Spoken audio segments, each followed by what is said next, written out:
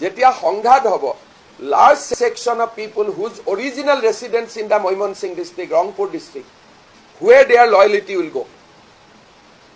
এটা আজি আমি কোনেও ক'ব নোৱাৰো, সেই সময়তহে আমি গম পাম।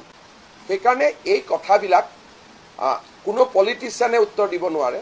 আমিও সাৱধান হৈ থাকিব লাগে। We should be very very careful. Assam খুব next 20 years in Assam will be very very critical and very very difficult period. সেইকাৰণে মই ভাবো যে these are not what I am speaking as a politician. 25 বছৰৰ ৰাজনীতি কৰাৰ পিছত মই দেখিছো যে because we could not take many steps earlier, now আমি এতিয়া এটা বিপদৰ পৰিসীমাৰ ভিতৰলৈকে সোমাই গৈ আছো। বেলেগ নালাগে, উৰিয়াম ঘাটৰ এভিকশ্যনতে চাওক 12-13 হাজাৰ মানুহ শিলচৰৰ পৰা গৈছে, বৰাক ভেলীৰ পৰা গৈছে, কৰিমগঞ্জৰ পৰা গৈছে, মণিপুৰৰ পৰা গৈছে, বৰপেটাৰ পৰা গৈছে, ধুবুৰীৰ পৰা গৈছে।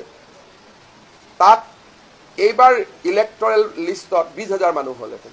তাৰমানে এটা উজনিৰ দুৱাৰ মুখতে ডাঙৰ ঘাটি এটাই বহি গৈছিল। কিন্তু অসমীয়া মানুহে এইবোৰ নজৰো দিয়া নাই। এতিয়াও দুই এজনে কৈ আছে নাই নাই ইহঁতে নাগালেণ্ডৰ পৰা মাটি ৰক্ষা কৰি আছিলে। নাগালেণ্ডৰ পৰা মাটি ৰক্ষা কৰিব কাৰণেতো 2জন CMA ফোনত কথা পাতিলেই হ'ল।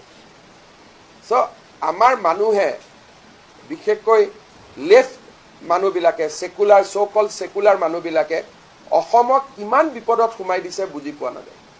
যোৱাকালি বিশ্বনাথত এভিকশ্যন হ'ল। DCয়ে মোক কৈছে ছাৰ বিহালীটোতো আছে।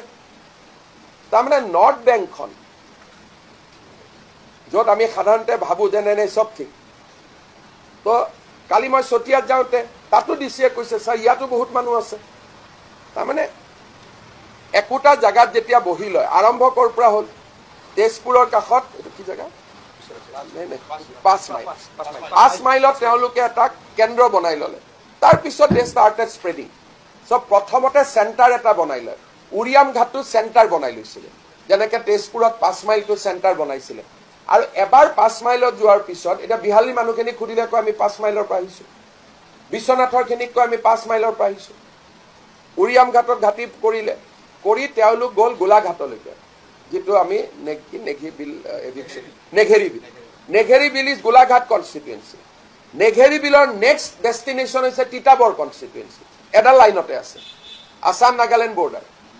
তিতাবৰৰ পৰা নেক্সট ডেষ্টিনেশ্যন হ'ল সোণাৰী, সোণাৰী নেক্সট ডেষ্টিনেশ্যন হ'ল নাহৰকটীয়া। গতিকে এই বস্তুটো লৈ যদি আজি আমি ব্ৰেক কৰি নিদিলোহেঁতেন, নাগাটো আহিব 1 কিলোমিটাৰ মাটি, কিন্তু এওঁলোক গৈ গৈ পালেহেঁতেন সোণাৰীলৈকে, যিটো আমাৰ মানুহবিলাকে ৰিয়েলাইজেই কৰিব পৰা নাই। সেইকাৰণে কেতিয়াবা কেতিয়াবা মই অশান্ত হৈ থাকোঁ যে আমাৰ মানুহখিনিয়ে বুজিয়ে পোৱা নাই যে আমি কি জাগাত বহি আছো। অকল উজনিখনেই বাচি আছিলে। এতিয়া মই এতিয়া 24ত মাৰ্ঘেৰিটাত যাম, গোটেই মাৰ্ঘেৰিটাখনত সোমাই গৈছে। মই তাৰ কাৰণে 24ত মাৰ্ঘেৰিটাত প্ৰগ্ৰেম ৰাখিছোঁ, আলোচনা কৰিম। কিন্তু কোনেওতো আগত এইবিলাক এটা কৰিলেও আমাৰ মানুহখিনিয়ে ই এনেকুৱা কৰিছে উল্টাহে ক'ব খোজে। মানুহখিনিয়ে বুজিয়ে পোৱা নাই যে আমি ক'ত আছো।